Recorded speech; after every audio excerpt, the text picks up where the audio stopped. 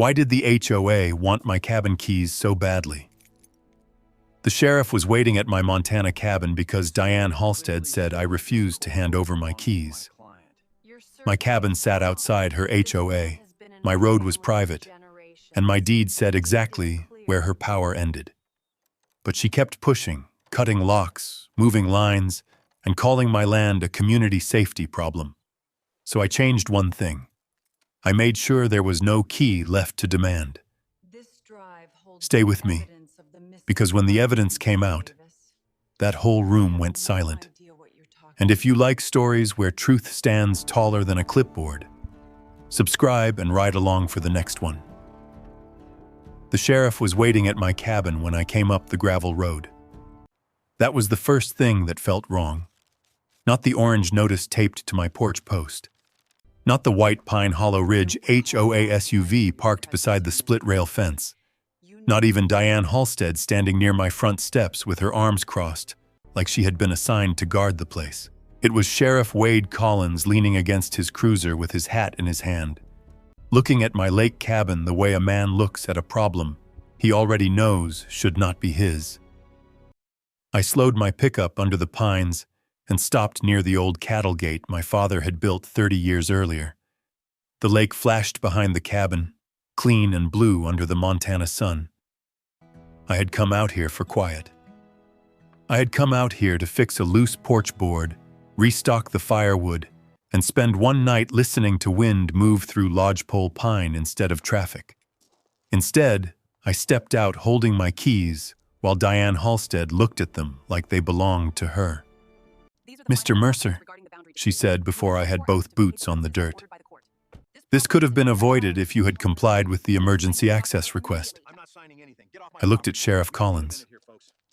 "Emergency access to what?" Diane lifted a bright orange paper from her clipboard. "Your cabin, your gate, any exterior structures attached to the lake corridor." "The lake corridor?" I asked. She said it without blinking. "Pine Hollow Ridge maintains emergency preparedness standards for all properties affecting the community water line. My cabin sat on 38 private acres my father bought before Pine Hollow Ridge was ever surveyed. The HOA boundary ended at the far side of the old fence. Their pool, their mailboxes, their little clubhouse with fake stone columns sat nearly half a mile east. My gravel road did not connect to their roads. My well did not feed their homes. My gate opened only to my land. Sheriff Collins cleared his throat. "Ethan," Ms. Halstead called in a complaint. "She says you refused to provide a physical key for emergency coordination." "A key to my cabin?" Diane stepped forward. "A duplicate key, sealed and logged, accessible only to authorized HOA officers in the event of fire, flood, missing person response, or community safety concern." "Authorized by who?" "The board." I almost laughed.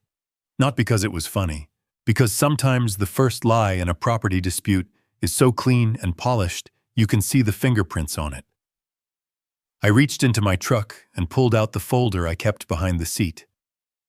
Deed, plat, survey, tax record, my name on every page, my father's name on the older ones.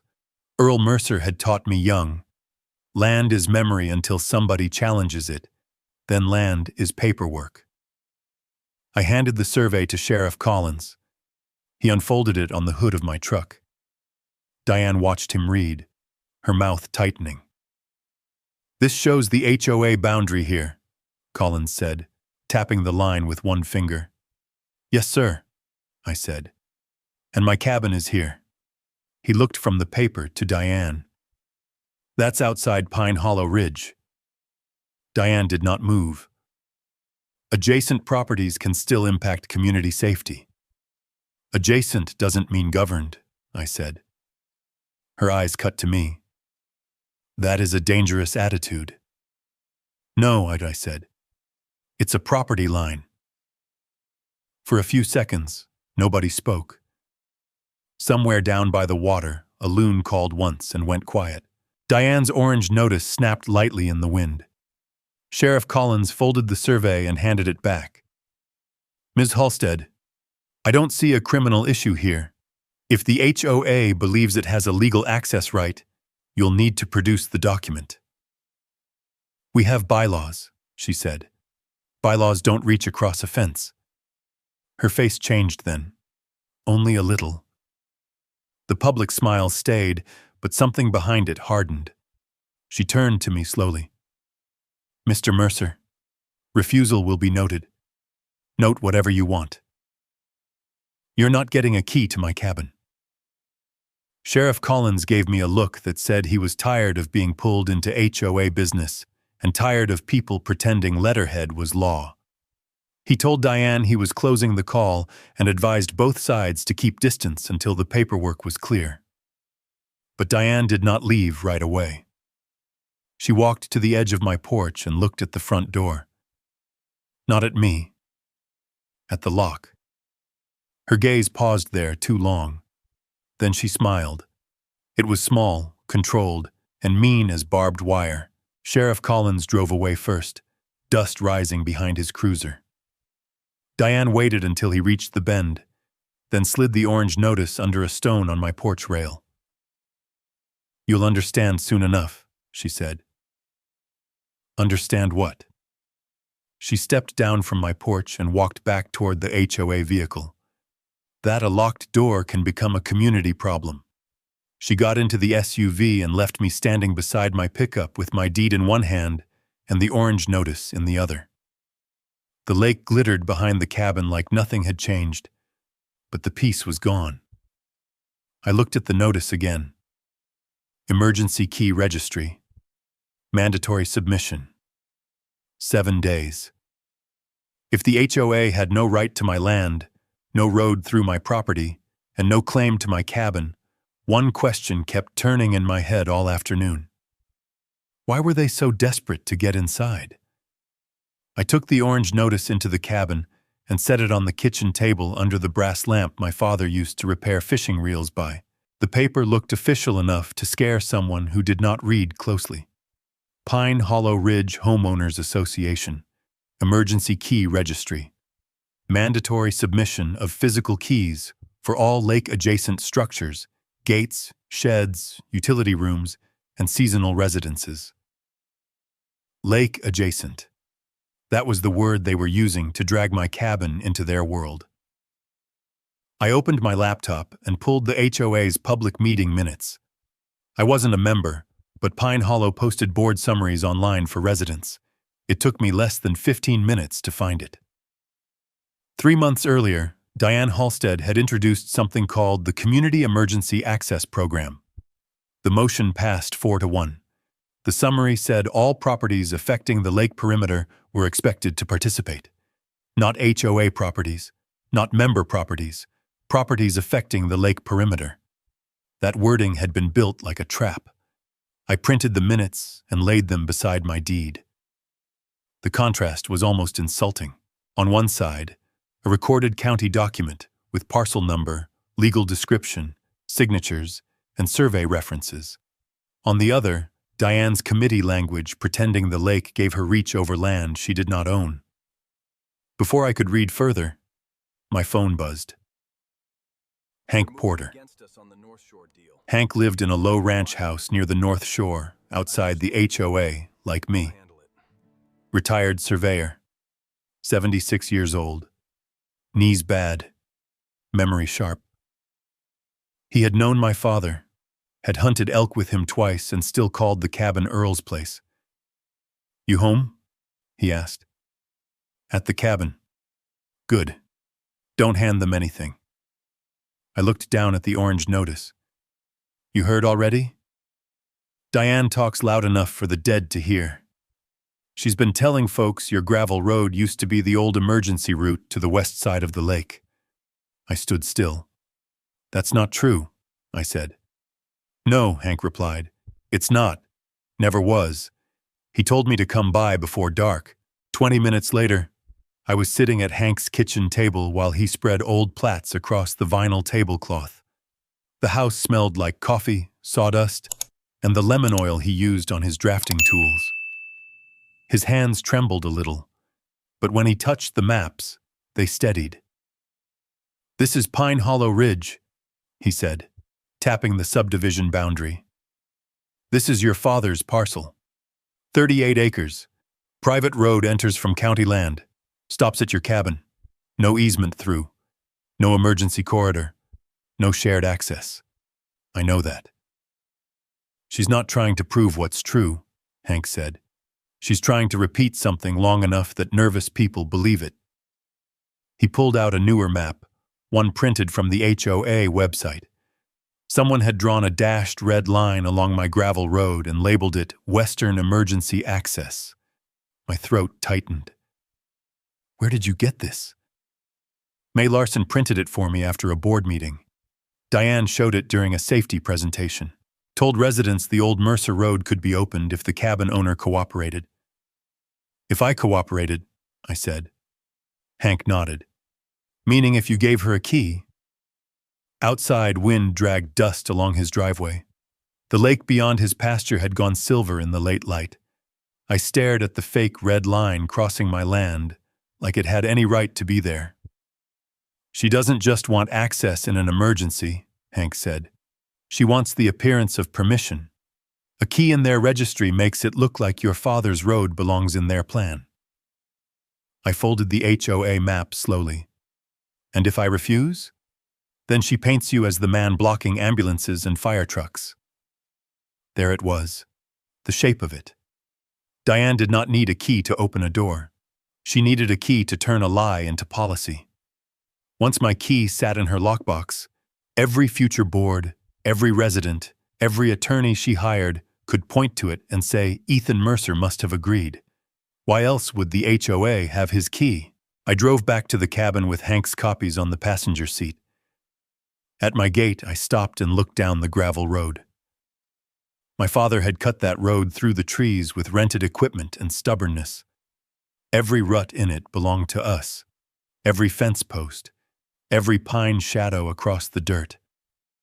By the time I reached the porch, my anger had gone quiet. I scanned the orange notice, the meeting minutes, and the fake emergency map. Then I emailed all of it to myself, backed it up, and placed the originals in a folder labeled Pine Hollow Key Demand. At the bottom of the orange notice, Diane had written one sentence in blue ink. "Final opportunity to cooperate." I read it twice. Then I locked my cabin door from the inside and understood what Hank had meant. She did not just want a key. She wanted the key to become proof. I slept badly that night and woke before sunrise to the sound of the cabin settling in the cold. By 7, I had the orange notice, Hank's map, and the HOA minutes sealed in a folder behind the truck seat. I told myself I was going to drive into town, make copies, and call a lawyer after breakfast. Then I walked down to the gate. The padlock was gone. Not opened. Not picked. Cut. One half lay in the gravel with the shackle sliced clean through. The gate hung 6 inches open, moving slightly in the wind. Beyond it, fresh tire tracks pressed into the damp road, deep enough to show a truck had come through before the mud hardened. For a few seconds, I just stood there. That gate was not decoration. It was the line between the world and the last place my father had been happy. Whoever cut that lock had not just crossed a boundary. They had reached into a part of my life that was still healing and treated it like community property. I pulled out my phone and took photographs before touching anything. Wide shot from the county road. Close-up of the cut shackle. Tire tracks. Gate hinge. Fresh scrape marks on the chain. Then I opened the trail camera app. The first clip loaded at 6:12 a.m. A dark green pickup rolled up to my gate with no headlights. Greg Talbot got out wearing a Pine Hollow Ridge jacket and work gloves.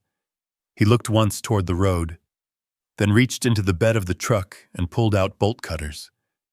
I watched him cut the lock in one clean squeeze. A second vehicle stopped behind him. Silver SUV, Diane Halstead. She did not get out. She sat behind the windshield while Greg pushed my gate open like he had been sent to do a job. The clip ended. My hand had gone tight around the phone.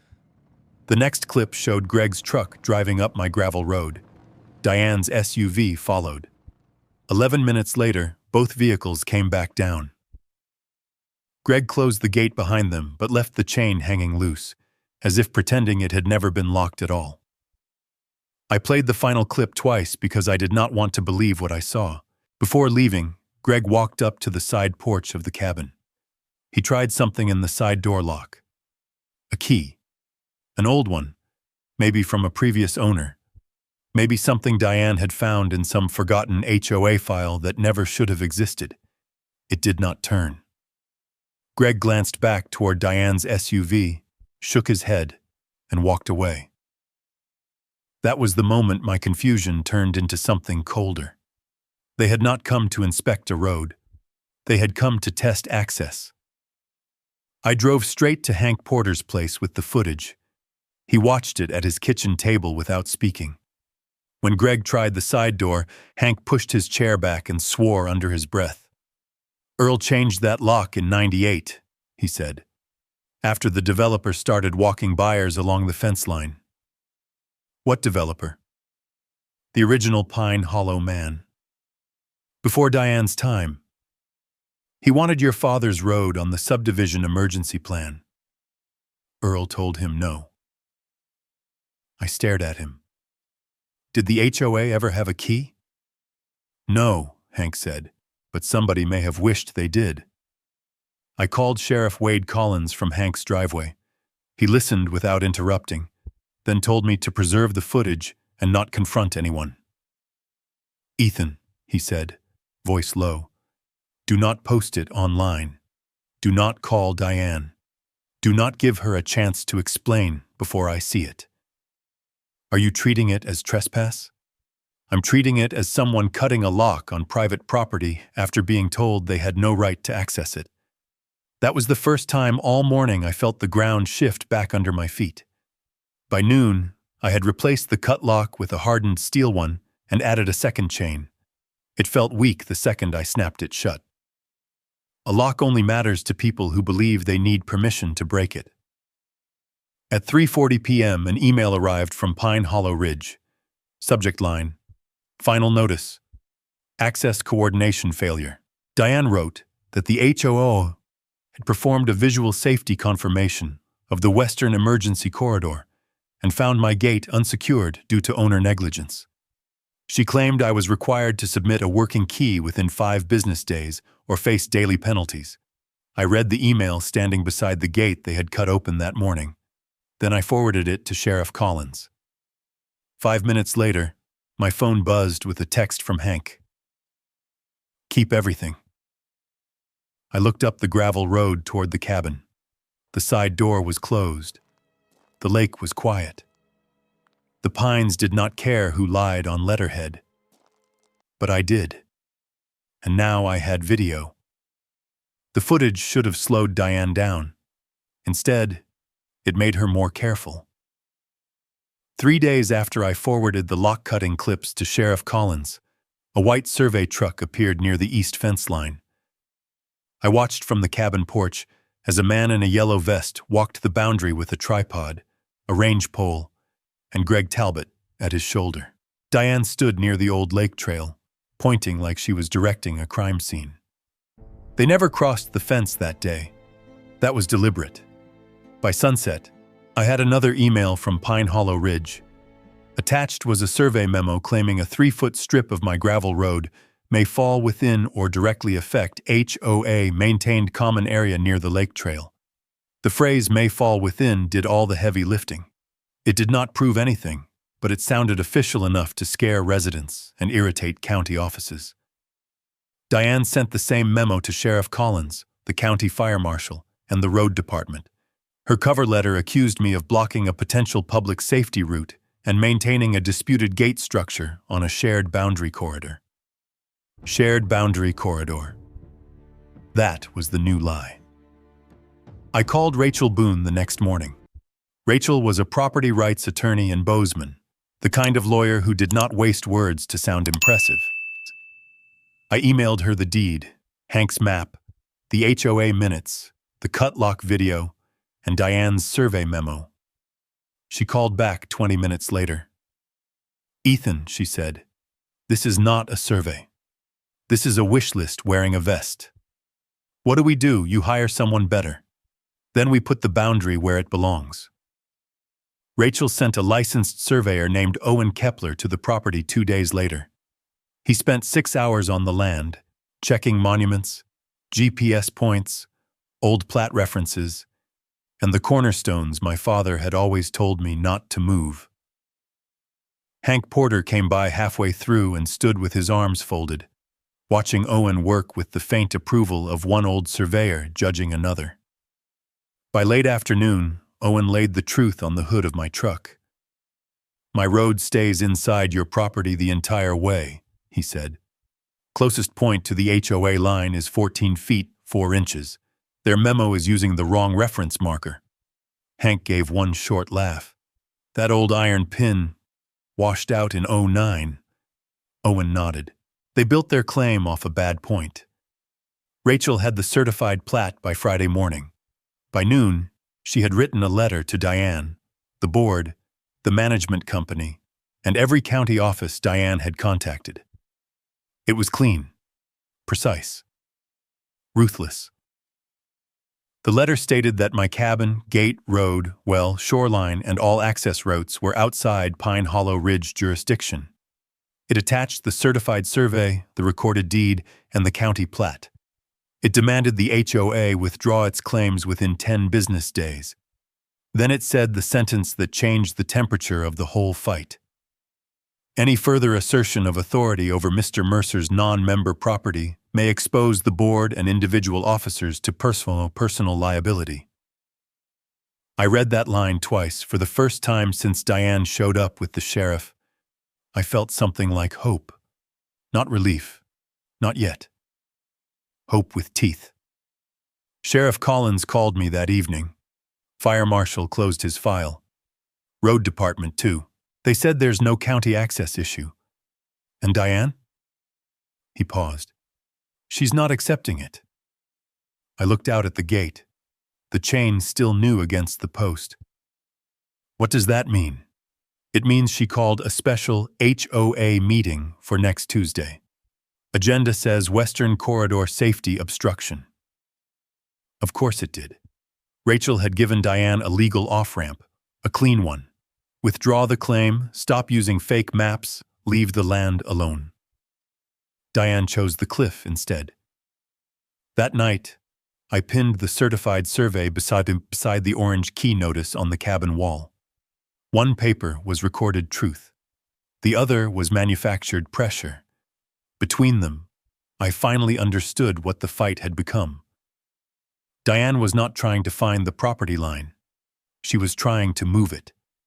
The special HOA meeting happened without me, but I heard about it before the chairs were stacked. Hank called from the parking lot, voice low, anger clipped short.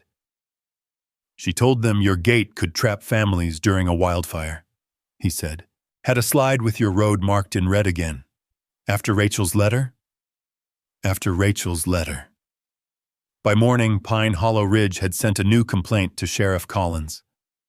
Diane claimed I was fortifying the cabin with cameras, chains, and warning signs in a manner intended to intimidate residents. She attached photographs taken from her side of the fence and called my locked gate a militarized barrier. At 11:18, Sheriff Collins rolled up my gravel road. I was replacing a hinge on the woodshed when he stepped out of his cruiser. His eyes went to the gate, then the cameras, then the certified survey still sitting on the dash of my truck. "Ethan," he said, "I know. That told me enough." Diane arrived 2 minutes later in the HOA SUV with Greg Talbot in the passenger seat.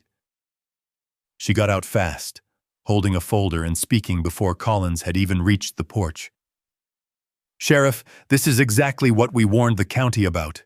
Look at the cameras. Look at the chains. This is hostile behavior toward a residential community." I set my wrench on the porch rail. It's a locked gate on private land. It is surveillance pointed at families, Diane snapped. Collins looked at the nearest camera. That one points at the driveway. And the other? She demanded. The gate, I said. And why do you need to monitor a gate unless you expect conflict? I looked at Greg. He looked away. Because someone cut my lock. Diane's jaw tightened, but she recovered quickly. That is an allegation currently under review. It's video, I said. Sheriff Collins raised a hand, stopping both of us. I've reviewed the footage. I've reviewed the survey. I've reviewed the fire marshal's response. There's no evidence this road is public, shared, or required for emergency access. Diane turned toward him like he had personally betrayed the neighborhood. With respect, Sheriff, you are not an HOA attorney. No, ma'am, he said. I'm the county sheriff, and today I'm telling you there is no criminal issue with Mr. Mercer securing his property. Greg shifted beside the SUV. Diane kept her eyes on me. He is creating fear, she said. Residents are afraid to walk near the boundary. Then they shouldn't walk onto my land. They have a right to feel safe. So do I. The words came out flatter than I expected. For a second, the porch went still. I thought about my father's chair by the fireplace. The side door Greg had tried with an old key. The road Diane kept drawing across maps like ink could change ownership. I had spent weeks answering lies with documents, and still I was standing in my own yard explaining why I had a right to lock my own gate. That was the humiliation of it. Not fear, not confusion anymore. Humiliation sharpened into control. Sheriff Collins closed his notebook. Complaint is closed on site. Diane's face flushed. You're making a mistake. No, ma'am. I'm making a record. That landed harder than he intended. Diane heard it. Greg heard it. I heard it too. Collins walked Diane back toward her SUV and spoke quietly enough that I caught only pieces. No more unfounded calls. Civil court. Stay off the property. Documentation. When she climbed into the driver's seat, Diane didn't look at the sheriff. She looked at my gate, then at the cabin, then at me. That same smile from the first day returned, smaller now, but colder. After she drove off, Collins stayed. He stood by the porch steps, hat in hand. Between you and me, she's filed several complaints in 3 months. None held up. Then why keep coming? Because she knows how to make a call sound urgent. I nodded toward the road. How does this stop? Collins glanced at the camera over my gate, with evidence stronger than her voice. After he left, I stood beside the old lock chain and felt the shift settle in my chest. Diane would not stop because she was wrong. Wrong had never slowed her down. She would stop only when every door she tried to open became evidence against her. That evening, I sat at the cabin table and made a list. Gate, cabin, shed, cameras, locks, logs.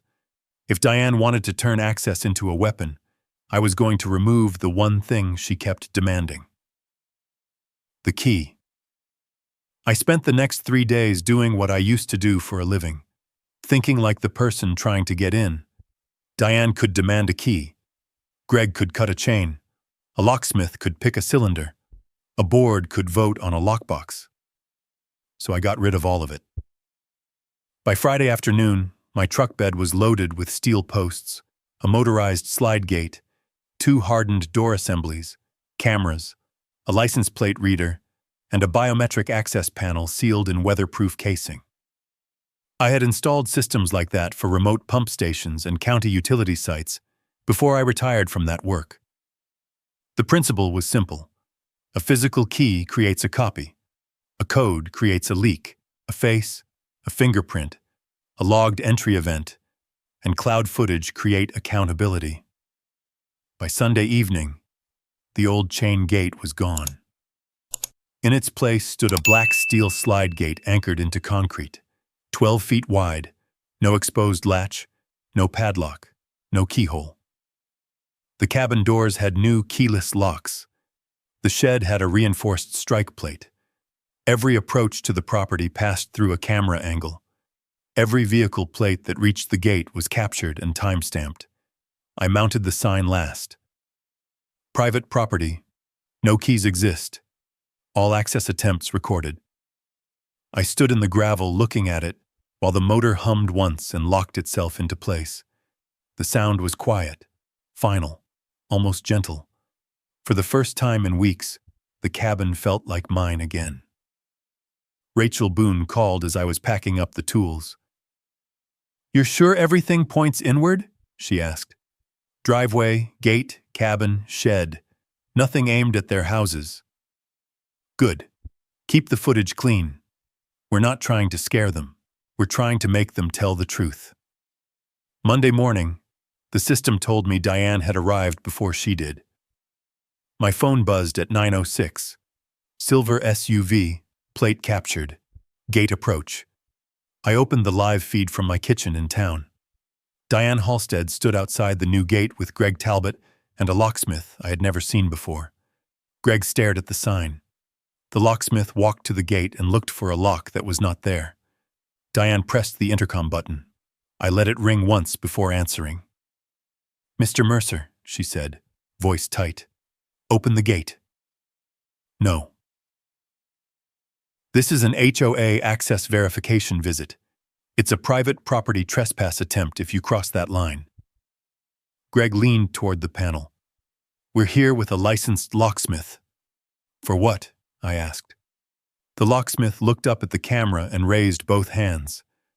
"I'm just here because I was told there was a keyed lock problem." "There is no keyed lock problem," I said. "There is no key." Diane's sunglasses turned toward the sign. "You cannot deny emergency access by installing experimental surveillance technology. This is not experimental. It is a private access control system on private land. Emergency responders need entry. Sheriff Collins has my contact information. The county has my emergency access plan. The HOA does not." Greg stepped closer to the gate and pointed at the biometric reader. "Then register the board." I laughed once. I did not mean to. It just came out. "No." Diane pulled out her phone and started recording me through the intercom camera. "Let the record show Mr. Mercer is refusing a reasonable safety accommodation." "Let the record show," I said. "You asked for a key, and I solved the problem. There isn't one." The locksmith turned to Diane. "Ma'am, there's nothing for me to open without damaging private equipment. I'm not touching this. You were hired to provide access. I was hired to work on a lock. This isn't a lock job. This is a court order job." That sentence changed the air. Diane lowered her phone. Greg looked at the gravel. For the first time, their plan had run into a wall that did not argue back. Diane stepped close enough for the camera to catch her face clearly. "This will be addressed at board level." "Good," I said. "Put it in writing." She held my gaze through the lens, then turned and walked back to her SUV. Greg followed. The locksmith left first. When the vehicles disappeared, I opened the event log. Plate capture, audio, video, intercom press, timestamps, all of it stored. Then I saw one older alert from 3 nights before, buried in the installation data from a camera I had tested early. Greg's truck, 2:13 a.m.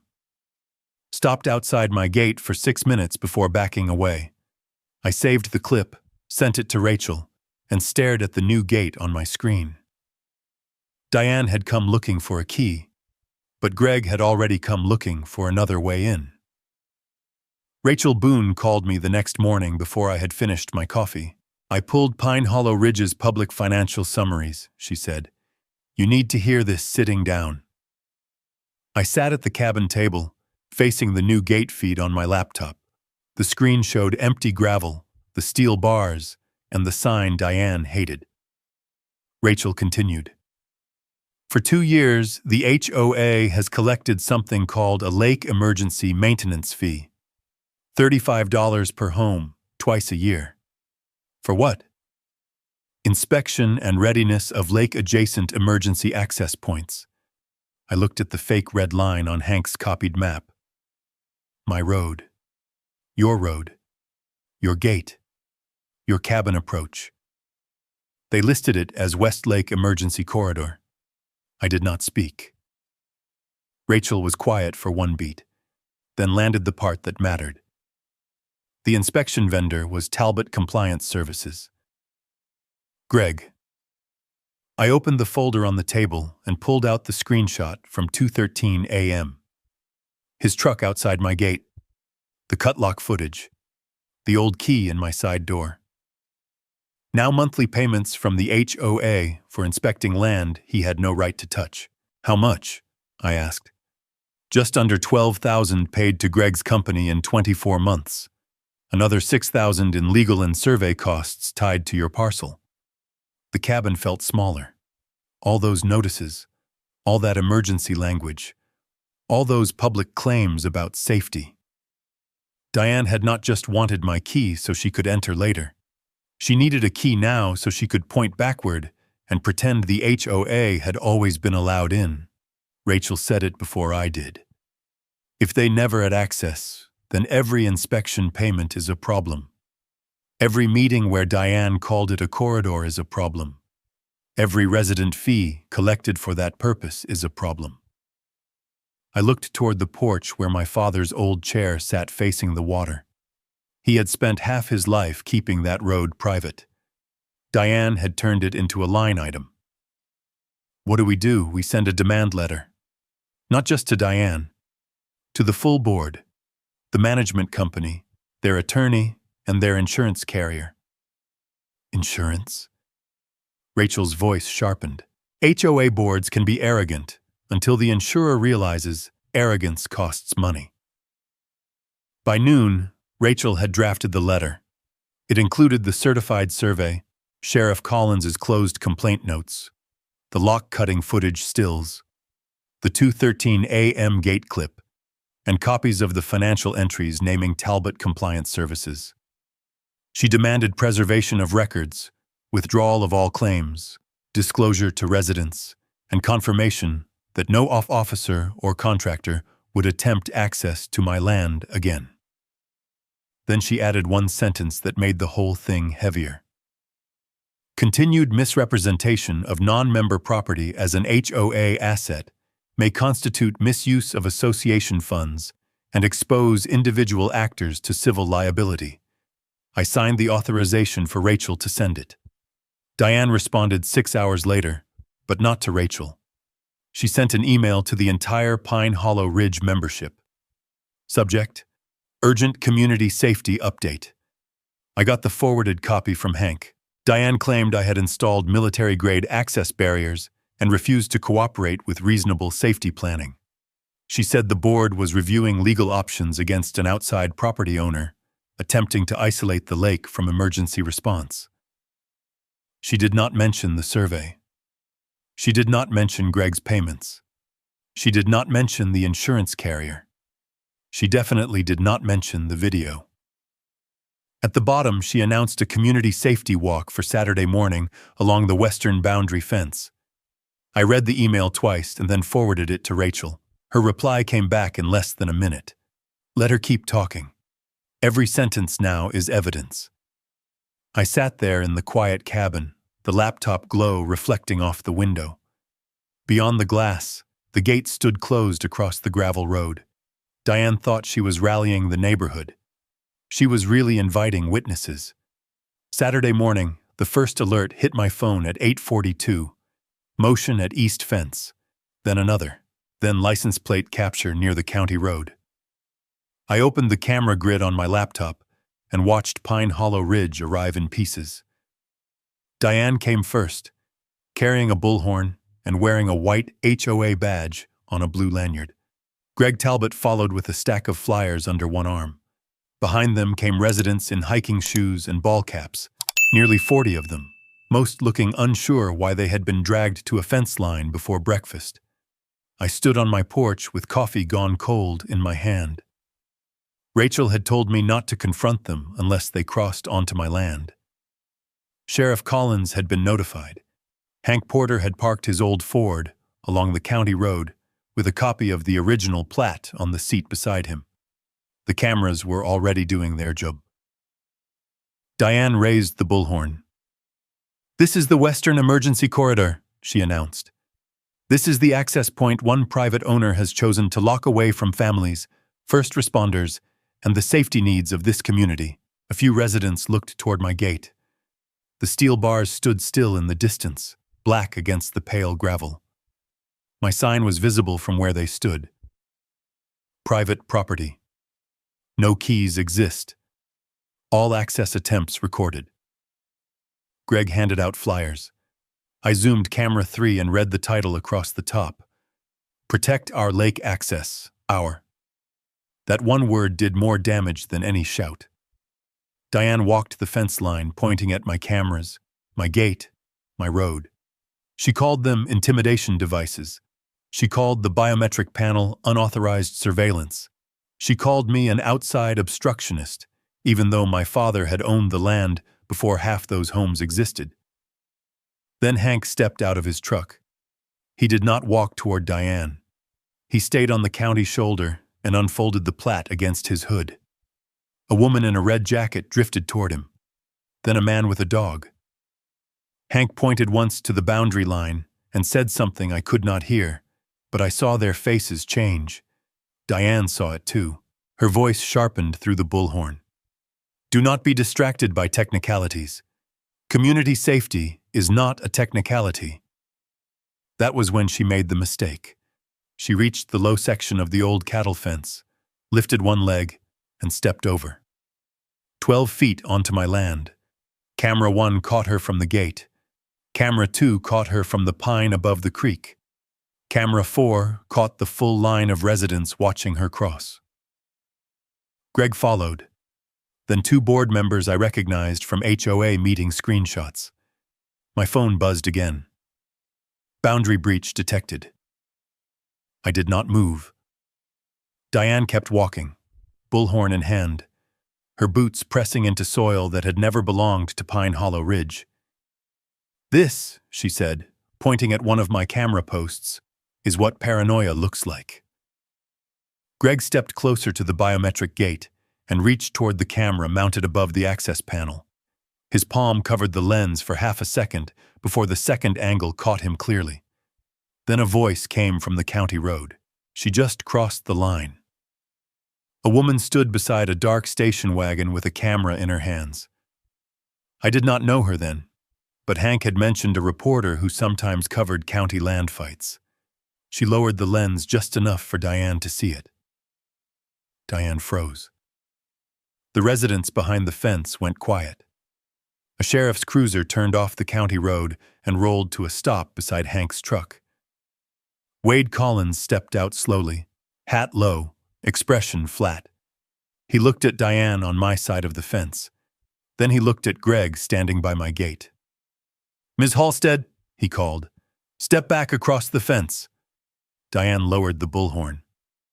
"Sheriff, we are conducting a community safety inspection on private property. This land affects our access corridor." Collins walked to the fence but did not cross. "Do you have any document giving you access to Mr. Mercer's land?" Diane's mouth opened. For the first time since this started, nothing came out. The reporter raised her camera again. Hank folded the plat with careful hands and looked straight at Diane. I stayed on the porch, watching the whole scene unfold across 4 screens. Diane had brought the crowd to prove I was the problem. Instead, she had shown them the boundary. By Monday morning, Rachel Boone had every camera angle from the safety walk. Diane stepping over the fence, Greg covering the gate camera, the 2 board members following her, Sheriff Collins asking for an access document, and Diane standing there with nothing but a bullhorn in her hand. Rachel did not post it. She did not threaten Diane online. She sent one formal notice to Pine Hollow Ridge demanding an emergency board meeting, full record preservation, and disclosure of all payments tied to the so-called West Lake Emergency Corridor. Diane scheduled the meeting for Thursday night. I went because Rachel told me to sit where everyone could see I was calm. The clubhouse was packed.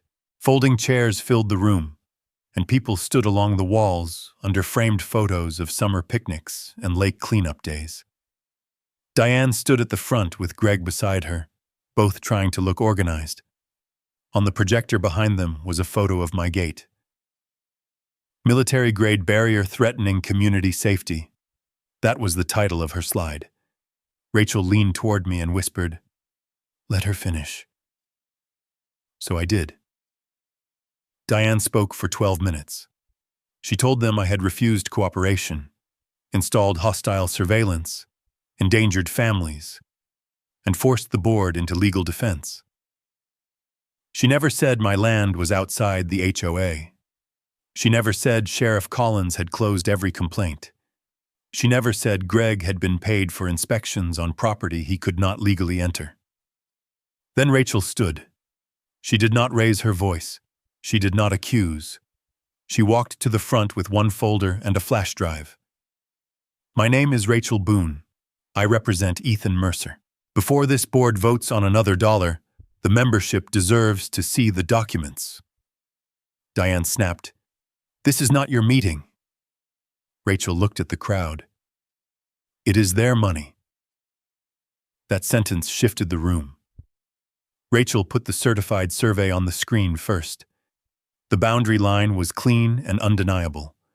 My cabin, road, gate, well, and shoreline sat outside Pine Hollow Ridge.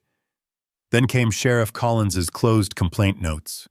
Then the fire marshal's statement that my road was not an emergency access route. Then the video of Greg cutting the first lock. A murmur rolled through the room. Greg's face went pale. Diane stepped forward. "That footage lacks context." Rachel clicked again. The payment ledger appeared. Talbot Compliance Services, monthly inspection fee, West Lake Emergency Corridor, 24 months. A man in the second row stood up. "We paid for that?" Nobody answered. Then Marcy Glenn, the insurance investigator, rose from the back row. She was small, gray-haired, and carried a binder that looked heavier than Diane's entire presentation. "I'm with the HOA's liability carrier," Marcy said. "Our review found association funds used to pursue access claims against non-member property with no recorded easement or jurisdictional basis. The carrier will not cover damages arising from intentional trespass, concealed financial misrepresentation, or actions taken after legal notice." The room went dead still. Diane gripped the podium. "That is an internal insurance matter." "No," Marcy said. "It is a financial risk to every homeowner in this association."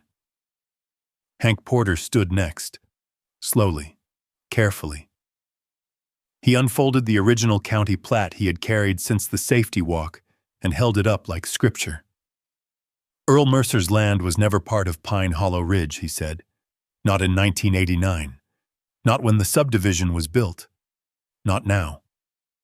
That road was never yours." Silence took the room piece by piece. The people who had followed Diane to my fence line looked at the floor. The man who asked about the payments sat down hard. Someone near the back said, "She lied to us." Diane tried to recover. "This board acted to protect community safety." Rachel clicked one final file. The video filled the screen. Diane stepping over my fence, bullhorn in hand. Sheriff Collins's voice came through the speakers. "Do you have any document giving you access to Mr. Mercer's land?" Then Diane's silence played for the whole room. The clubhouse door opened. Sheriff Collins stepped inside with a deputy behind him. He walked to the front, removed his hat, and looked at Diane. "Ms. Halstead," he said, "I need you and Mr. Talbot to step outside with me." No one moved. No one spoke. The projector still showed Diane standing on the wrong side of the fence, and for the first time since this started, her clipboard could not save her. Sheriff Collins did not raise his voice. He did not need to. The whole clubhouse watched Diane Halstead step away from the podium with the stiff, stunned posture of someone who had spent years giving orders and had just been asked to follow one. Greg Talbot moved slower. His eyes stayed on the payment ledger frozen on the screen. Talbot Compliance Services, Westlake Emergency Corridor. 24 months of checks for inspections on land he had no legal right to touch. Outside, Sheriff Collins spoke to them by the cruisers. No spectacle, no shouting, just paperwork, statements, and the kind of calm procedure Diane had pretended to respect until it reached her. Rachel and I stayed inside. The homeowners did not turn on Diane all at once. It happened in pieces. First, the man in the second row asked Marcy Glenn whether their dues could rise because of Diane's actions. Marcy answered carefully, but the meaning was clear.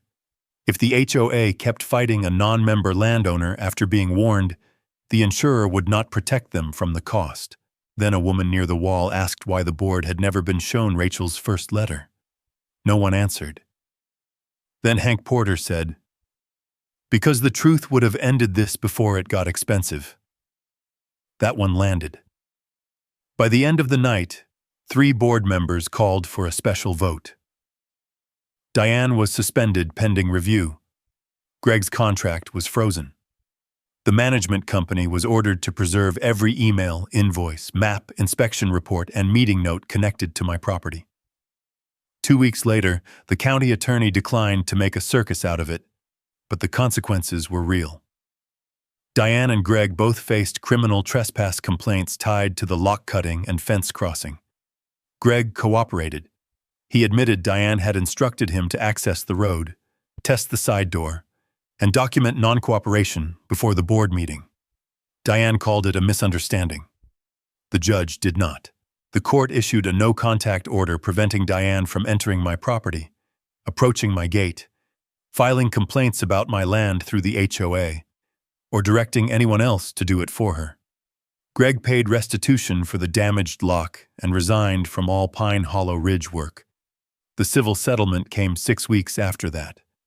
Pine Hollow Ridge agreed to reimburse my legal fees, survey costs, damaged lock expenses, and part of the security installation. More important than the money was the document Rachel made them sign: permanent acknowledgement of non-jurisdiction. My cabin, gate, road, well, shoreline, outbuildings, and every inch of the 38 acres were not part of Pine Hollow Ridge. The HOA had no right of access, no emergency corridor, no key registry authority, no claim. Diane was removed from the board by a vote so one-sided even Hank laughed when he told me. She sold her house before winter. The new board president was a quiet accountant named Melissa Grant. She called Rachel first, then asked if she could meet me at the fence with witnesses present. That told me she was already better at the job. She arrived with Hank, Sheriff Collins, and 2 board members. No bullhorn, no clipboard performance. Just a wooden boundary marker in the bed of a pickup. They installed it where the old cattle fence met the county shoulder. Private property beyond this point. No HOA access or jurisdiction. I stood there while they set the post in concrete. Nobody apologized dramatically. Nobody needed to.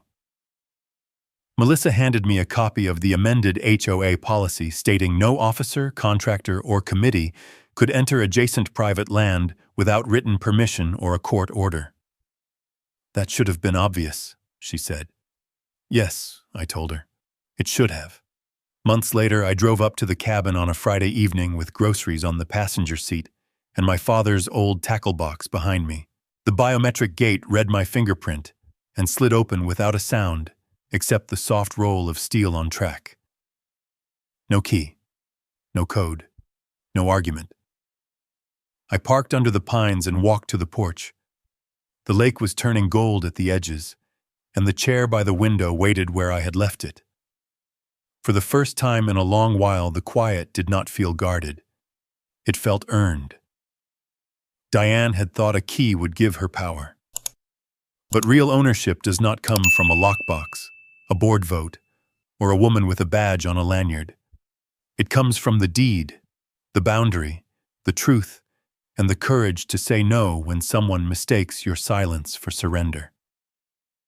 I sat where my father used to sit and watched the light go down over the water.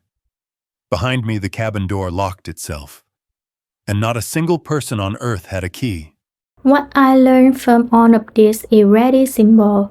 When someone challenges what is yours, the strongest answer is not anger. It is patience, recourse, and the truth written down when nobody can resist.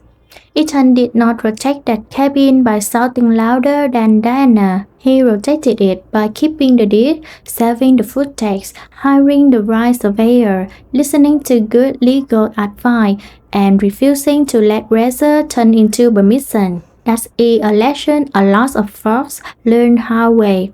The fence line matter, a signatures matter, a quiet no matter when it is backed by facts. And sometimes dignity looks like standing still while others make noise around you. In the end, this was not just about a key. It was about whether a person still had the right to close his outdoor, sit on his out porch, and keep the peace his family worked for. Kind of peace is worth protecting, and it should be protected the right way. If you would have stood your ground like Ethan, type yes in the comments. And if you have ever dealt with an HOA, a bad neighbor, or anyone who treated your property like a suggestion, share your story below. I read those comments. And if stories like this matter to you, subscribe and stay with us. There are more HOA, range, lake, and land justice stories coming soon.